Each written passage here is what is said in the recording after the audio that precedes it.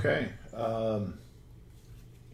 let's go ahead and start with a video on member initialization lists and objects. I'm also going to talk about a little bit about your project as kind of embedded into that or to this video, and also inheritance, which coincides with member init lists. I expect you to have already done your reading or any, already have knowledge of inheritance and kind of the basics of how that works. And I'm going to show you how to put it all together to kind of get your project started with kind of simulated composition and using foreign keys and the setting up your account customer class with a member init list implementation inside of your account class inheritance hierarchy. So let's go ahead and begin. We're going to start with kind of the proper way to build an object when you're starting out a project. And I know you've learned about prototypes and implementation files and all this stuff, and I'm sure you've had errors tracking down one or two different issues when you start separating out your functions from or start working with all the complexities that go into objects. But the secret is you never start with prototypes or with separating out your files. You always start with just one header file, and you make your functions what is called inline. It also actually ends up making them faster too. But the only real reason why you separate out your implementation code to instead of a header file or just a header file, you would have a header file and a CPP file that would contain your runtime code for the header file, is to make it so that somebody can look at the header file and get a whole picture of everything that's going on in just a quick one-page report. And then also to make it so that all the implementation code, which is rather mostly significant, is put separately. It just makes it easier to read. And also, if you have too much code in one file, you get to causing some issues. And that's another reason for having an implementation file. So we're going to begin this with the way you start developing a project or a library, excuse me, and then you separate it out. And if we have time, and probably maybe in another video, we'll see. So let's go ahead and start this by adding an account class. And our account class is going to include just a header file. And what it's not going to have, we're not going to have a CPP file. We're going to actually get rid of that. That we can add later, and we're going to do everything in line, and that way you're not having problems with prototypes, because often when you try to start dealing with prototypes and stuff, you have a lot of problems making it work between your object, the account object, and your implementation file, which is your runtime code. So I always suggest that you don't start this way. You start by putting all the implementation code inside of your class account, and then take it out when you're ready to final production and make your prototypes and everything. So you're actually not dealing with one change and editing three different places of your code. It's just ridiculous. So prototypes, no, and then we'll just put the functions in line. So everything's going to be inside this account class that we're going to go ahead and build. And what we're going to do is we're going to have some private members. And if we can kind of, of course, for your project, you're going to have way more members than what I'm going to put in here, or you may have more, depending on how you organize them. But the primary thing that we need is a account ID. And this is going to serve as a foreign key, because we're going to want to actually relate accounts to customers. I know that every account will have a customer, so you would want to do something like this. put the customer directly into the account class. No, we don't want to do that because we need to save these as binary. So it causes a lot of problems when you are dealing with, especially designing this in a way where, oh, well, let's have an account that can have a lot of customers.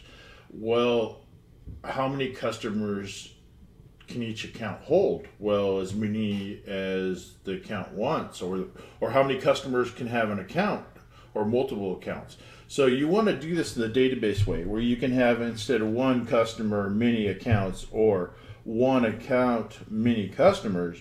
You make it so that you can do it that way, where it can be many to many accounts to many customers, which means that you're going to do this the database way, which means that instead of doing strict composition, we're going to do simulated composition.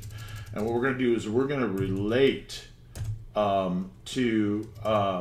in the account to a customer ID that's going to exist in another object and list. So you'll have a list of customers and a list of accounts, and then when you want a customer with all their accounts, you look at both lists. So this will be our foreign key. This will exist in a customer object. And that way you can binary save a list of accounts and a list of customers separately, and then relate them the way a database does, so that you can have one-to-many relationships, many-to-one relationships, or many-to-many relationships within, because you're actually creating a database. And so, well, what's the best way to hold data? Well, the way it's been done before. Those problems are already solved. And a relational database solves these problems, so we're going to simulate that.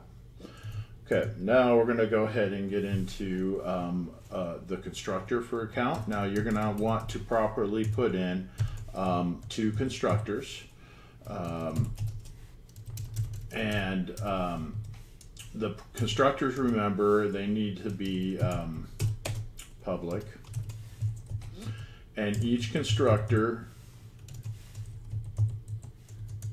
one constructor is going to just give a default value to your private variables, because you want to control your private variables. You want to control access to your private variables. Now this is called inline. I'm putting the function directly inline inside of the object, and then what these functions that we create will actually be will be taken into the implementation file eventually, and then you'll just take them out and put prototypes in their place. We probably won't have time in this video. Okay, so now a proper object will have two constructors. One will be your default constructor, and one will be your overloaded constructor. And this is an example of the overloaded constructor.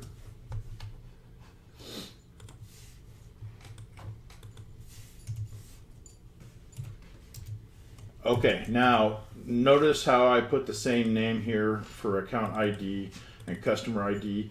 To differentiate this name from this name, we need to refer to the class using the this pointer. So we're saying this as in we're referring to the self, or since we're inside of the account code, we don't know what the account class is actually named when it's instantiated. So we're referring to itself, saying this, meaning the account ID is equal to the account ID that's being passed in. So this account ID is equal to account ID. And so account ID, just normally inside of this scope, it's going to go to the closest one it knows of, and that's within the scope of the function itself. So you can see when I highlight that, it'll highlight the associated member. When I highlight this, notice it highlights the one that's associated with the whole class. Now I don't have to differentiate it here because I'm not confusing it with the same with a variable with the same name. So this is very important to understand how that works out. So remember, it's referring to the object as a whole that we're writing code inside of. Okay, so there's my overloaded constructor. We're going to be coming back to this later. I'm only going to set one accessor and one setter. Now these you can actually do what's called refactoring. So you can highlight it, and I believe you can right click on it, and you can go to quick options and refactoring, and it'll set up the get and set code for you so that you don't have to do it. Now hopefully I installed this all right.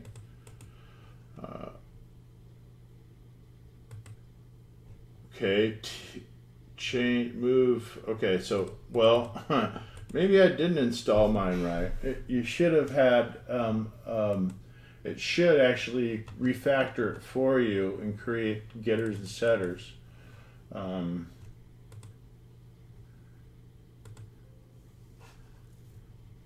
Okay, well, it looks like I don't have it installed. So that's one thing you can do. We're going to go ahead and just build it. So this will be called a getter for account ID, int get ID, and then it's just going to be simple. Return ID. Now you might wonder, well, why do we even make private and then access getters and setters? Well, because we're building an object that we want to work, and so we need to only allow access to certain things when because we want to make it so it's bulletproof so somebody can use it, and you don't want them to have access to your memory, because that's the main thing you got to always protect, because it could be memory that is shared with an instrument that if somebody changes the value, the instrument blows up or something, Yeah, so this library you want to control access to, and that's mostly with your setters. Your getters will just return a read only value, so the control you want would be set account ID, and this is where this is our setter. And what we want to do is we want to send the ID to here, but we want to put an if statement. If ID is less than 0, return else account ID equals ID. So it's kind of like a place where we can do error, make sure that, verification and whatnot to make sure that everything's going well. Okay, so we're going to go ahead and this is your inline functions. This is actually our whole object. We don't need to do prototypes because we're putting the function right in the object. We have the start of an object. So we're going to go ahead and save this. And let's go ahead and write one more. I'm not going to add the customer ID accessors, but you can see how after a while, this is just with one variable. Look at how many lines of code are just for one variable. So that's why implementation files are made, is just because it's just so ugly, and we want to be able to look at what exists in the class without all this other code that we don't want to see. And that's why they're separated out. We will get to that hopefully, if I can, definitely get through the member init list demonstration. But we're going to add one other thing, and that is just going to be a print. So we're going to do an IO stream up here.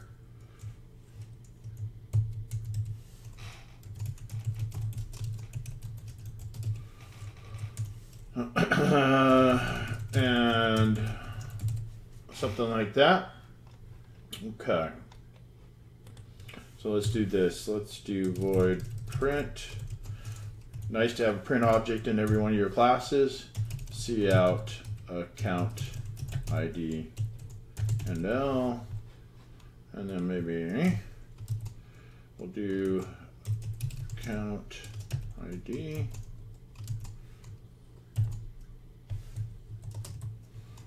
Something like that. Okay, that way we can just test it.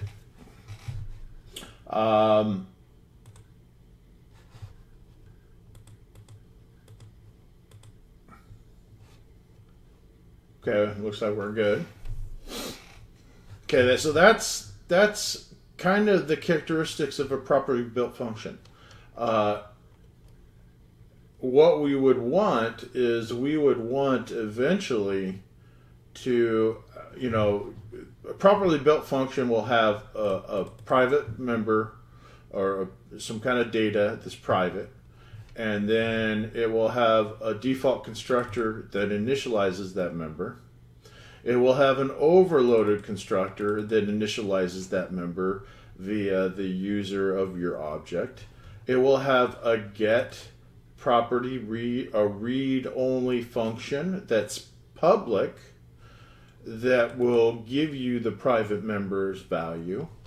It will have a set that is write capable with conditions that will set the value of the private member. And it will have the capability to print that private member. All right. That's how you build an object. That's the best way. And you would have also your accessors for this one too. I'm omitting that just for the sake of sanity. That's something you guys would flesh through. I want to try to keep it as simple as possible. Okay, so we wanted to do member init lists and inheritance, and what we're going to do is we're going to actually create what's called a checking account. And a checking account is going to take on all the attributes of an account, but it's going to add more to it that not all accounts have, but all checking accounts have. So there's attributes that all checking accounts have that is going to be in your base class. And then a checking account, of course, is going to extend and add more to your account class. And then I'm going to demonstrate the member init list. And then finally, we will separate these files out to the implementation file. And of course, test. All right, now we're going to go ahead and do a save all. Let's go ahead and add another class. This is going to be savings. Okay, and we're going to go ahead and delete the CPP too, just for now. We'll probably just be adding those right back. Okay, so class savings, what we're going to say is that it inherits from account, which means that you need to include the account class, which means you need to have the pragma once so that you don't compile an included class more than once when you include it from multiple files. So what we'll do here is let's just do everything that we kind of need. Include IOStream, include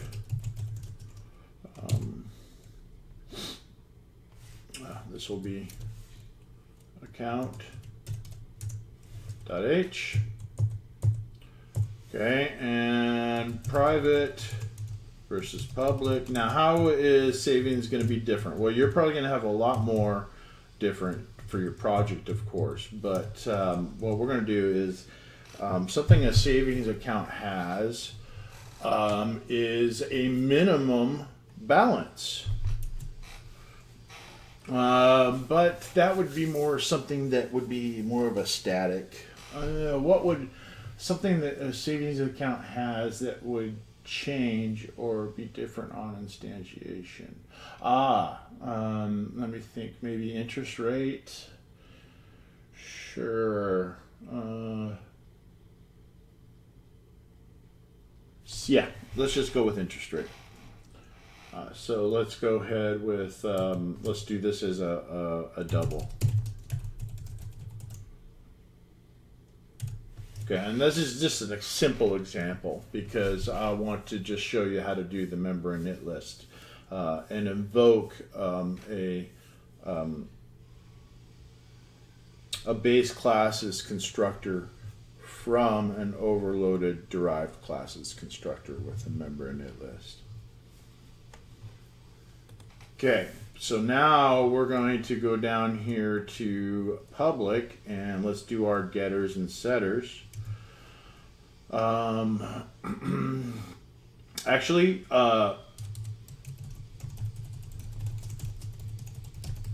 I'm going to just leave that for you to do. What I'm going to do is I'm just going to do the constructor, the constructors.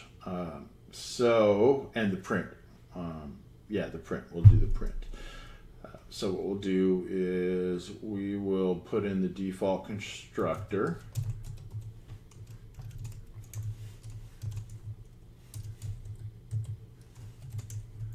And we will assign interest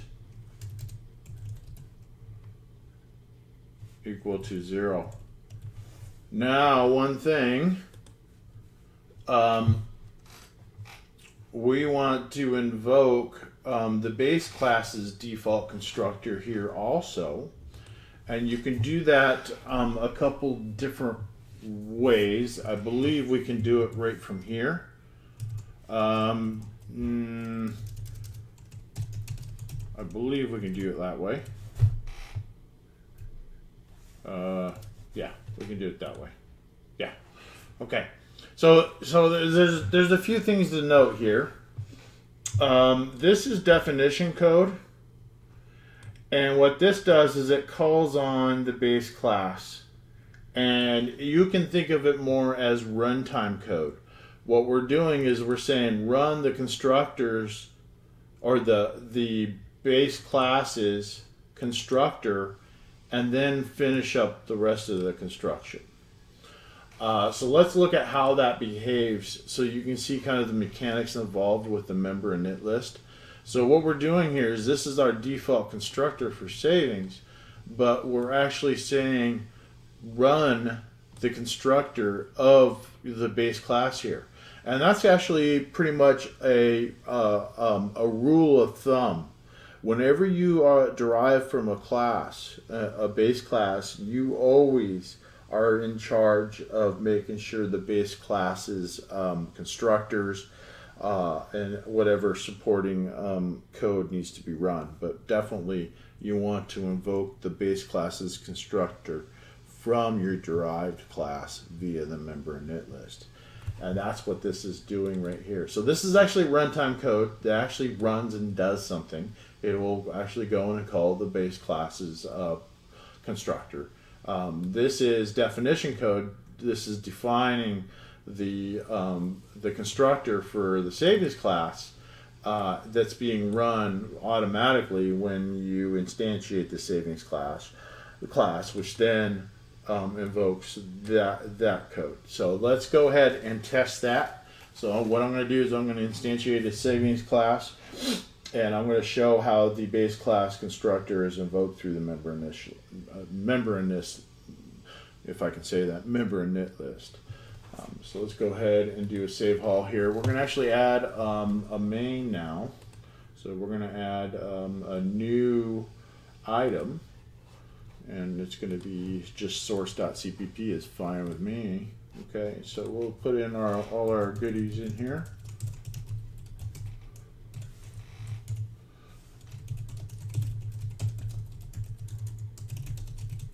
Okay, so sometimes I do it the old school way. This is the way you guys were taught.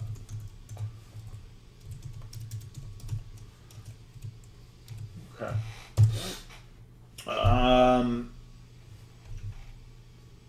I think we're good. We just need to include savings. We don't need to include account because savings includes account. At least I think. I think we're good on that.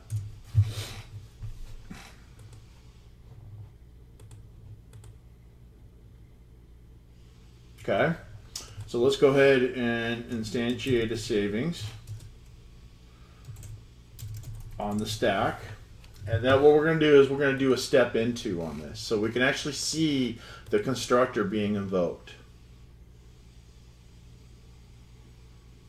Okay, so let's do a step into on the instantiation of our savings class. Okay, so you see here that the account is the savings class constructor has been invoked. Now, if I did this properly, and I'm not thinking about another language, I should be able to do a step into here, and what it will do is this account constructor will be called. Here we go, step into. There it is. Okay, so now what we've done is before the savings constructor is done, using the member init list, we've invoked the account constructor, the base classes constructor, which is our responsibility when we inherit from a class. And then the savings account class is done. Okay, and that's the reason for a member init list. There, you know, a lot of people will just say, well, why the hell do I have to do that when I can just say, you know, when I can just refer to this dot, well, since I've got a print for the account class, I've got a get account ID for the account class, I've got a set account ID from the account class, I can just do all my initialization from here using the this statement.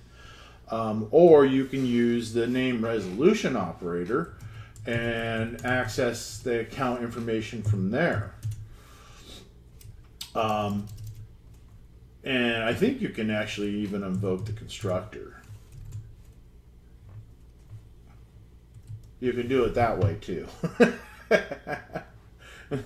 But this is the mechanism that's accepted to work the member init list.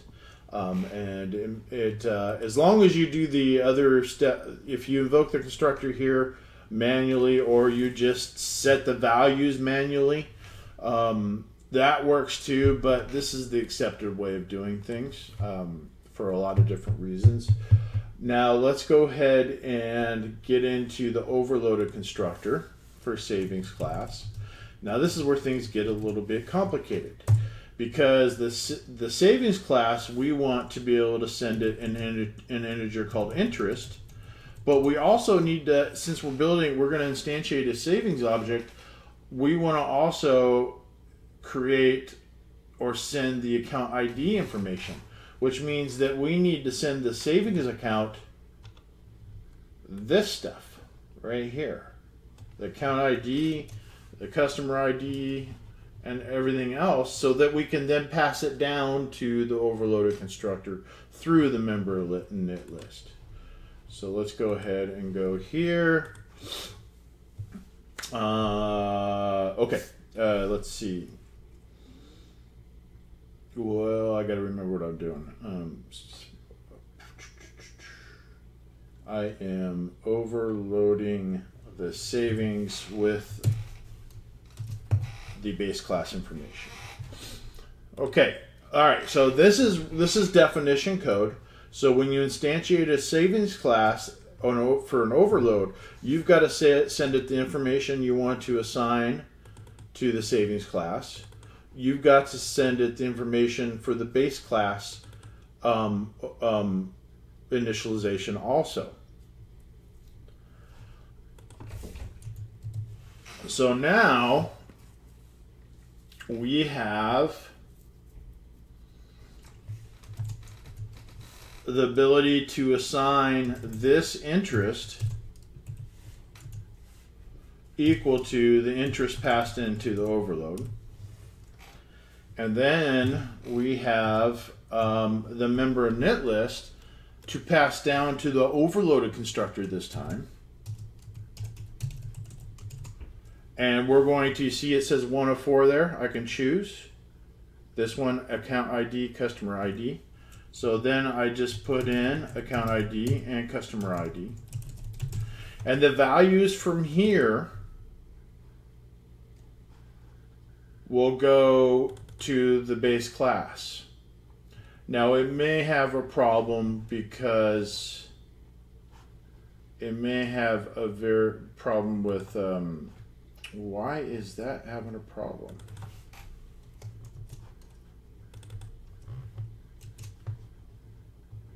Did I just misspell them?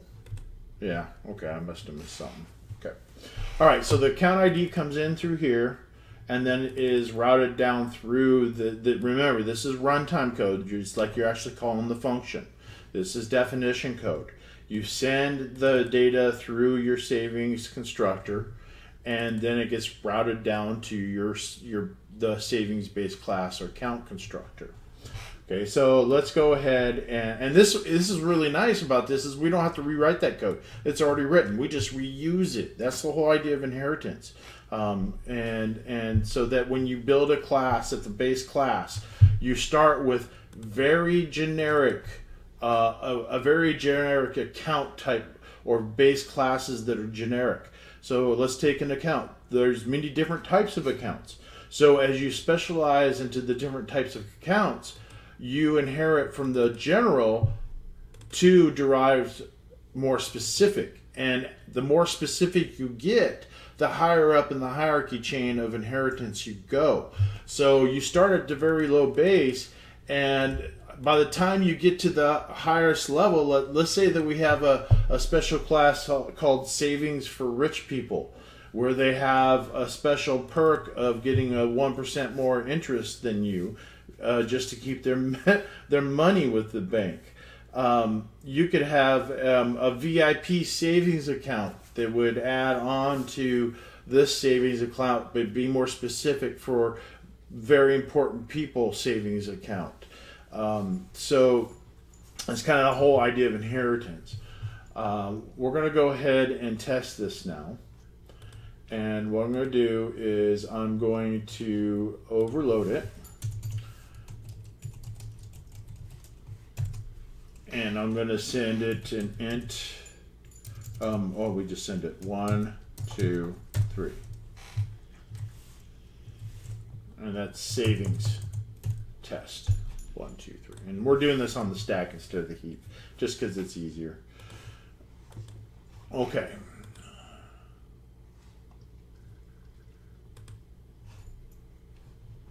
Okay, well, of course, you got build errors. Oh, boy, I haven't had my coffee. I better start drinking some more here. Okay. Let's go ahead and run it. Okay, I'm going to do a step into here. Step into is F11. Okay, it's going to go to the savings overload a constructor. And I just hit step into again. I'm going to hit it one more time. And it's going to go and notice how account ID is coming in as 2 here and 3 here. And it's being sent as 2 and 3 down to the base classes constructor. Once the base classes constructor is constructed, because a base class has to exist before its derived class, then it comes back and it will implement the rest of the constructor. Okay, so we'll do a step into. Okay, now we got our 2 coming in and our 3. Step over. Okay, then it goes back to savings. And finally we set or finish the savings overloaded constructor. Okay. So let's go ahead and do this. Let's add for our savings class, let's add a print function. And let's say that we don't want to rebuild the print function or the portion of the print that we've already got done in the account class. So we want the account class portion to print first. So we can say, okay, I want you to use the name resolution. Go to the portion of the savings that is an account and run the print function for that. And that way you can differentiate between the accounts print and the savings print. This is called the name resolution operator. That's what you would use this so that you can get to the part of savings of a savings account that is just the account. And then of course the print function is called from somewhere else here for this guy. So then what we have to do is we have to do a cout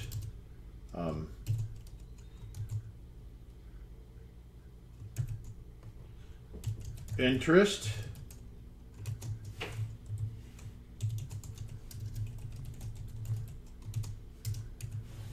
All right.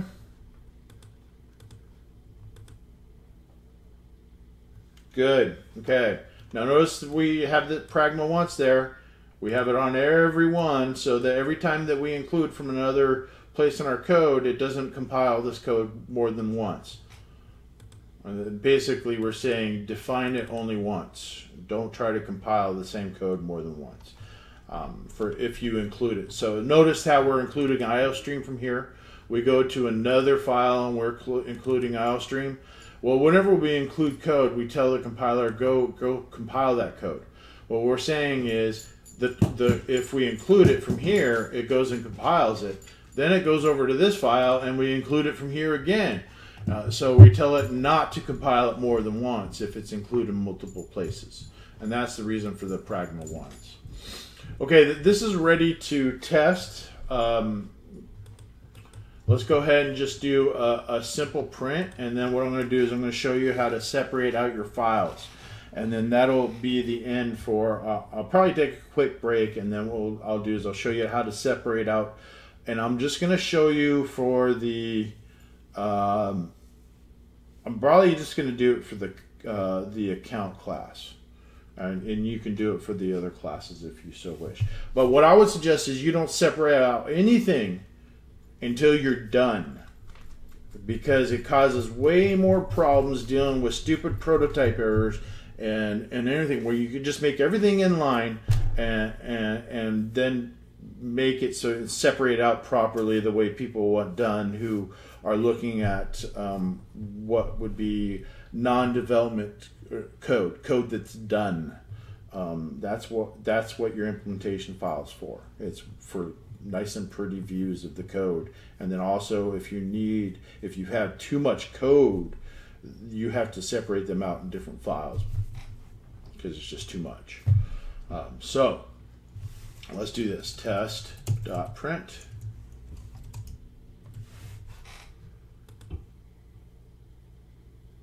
Okay, we're good. All right. Let's go ahead and separate out this out. What would be the first step is to, let's say that we're going to do it for account. I want to build an implementation file, and I want to go, and I don't want inline. I want to use prototypes. So here's what you would do. You would add of course, your source file, and we would call it the same name, and this is going to be account.cpp.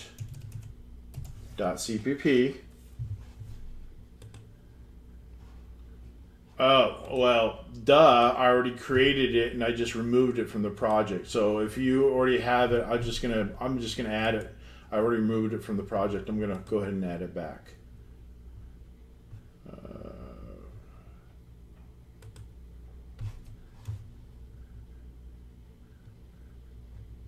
There it is. Okay.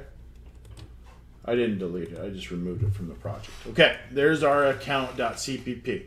So what we're going to do is we're going to go back to account.h, and all this code that is runtime, we're going to take and we're going to copy. We're going to go ahead and bring it back here. Okay. Now, what we have to do is we have to include the header file for this. We need to this is our account CPP, our implementation file. So once we include that, what we need to do is put in all our other includes that we would need, such as IOStream, using namespace. Oh, we don't want to forget the pragma once. Let's make sure that we do that too.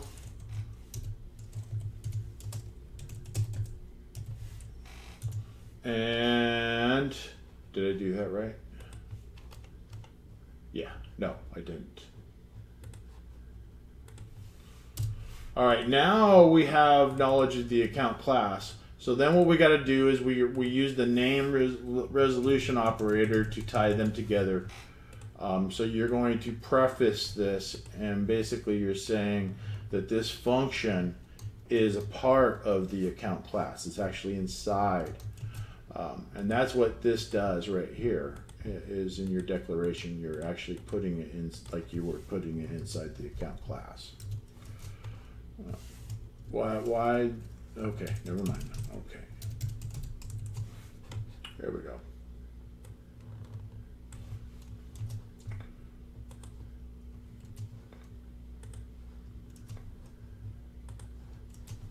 Okay. Now we've tied it to the account class by using, or tied them to the account class by using the name resolution operator. Now what we're going to do is we're going to go back, and it looks like I got an error here, and I don't know particularly what it is, but we'll leave it for later. Oh, I think I did this wrong. Yeah, because that's a return, so that's got to be put over here. Yep, same thing down here. And same thing down here. The way I did it only works for the constructor, because constructors don't return anything. Okay, such is life. All right. And this guy is being a turd. There we go. Okay. All right, we've successfully done our implementation file. Now let's finish with the edit of our regular header file. And this is where things are just really cool. It's so easy. Get rid of, put the prototype. Get rid of, put the prototype.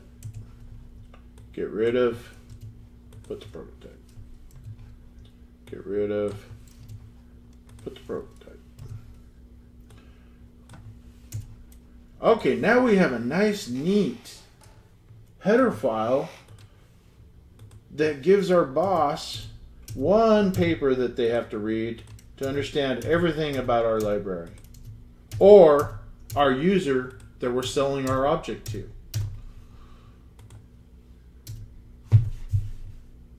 Which is another programmer. Okay, so save all. And look, no errors. So simple and easy. That's the way it should be done. Do all your objects in line for your project. Separate them out into prototypes and implementation files when you're done with them. Don't mess around with the prototype error scam. You can get lost in it. Literally lost in it, especially when you have more than multiple files. So just do all things in one file until you're done, and then separate them out. Okay, some other things that are important to really take note of. Really note that I have this customer ID in here, and that's going to exist in a customer object that we're going to relate these two together. That's the way you want to do your project, and the reason being is it'll make it easier to keep track of things for when you're outputting as binary. Another thing is, for your customer class, you cannot store strings. You can only store C strings. But I will be having a video when we get to the binary file saving and loading to show you how to save probably customers on a vector as binary.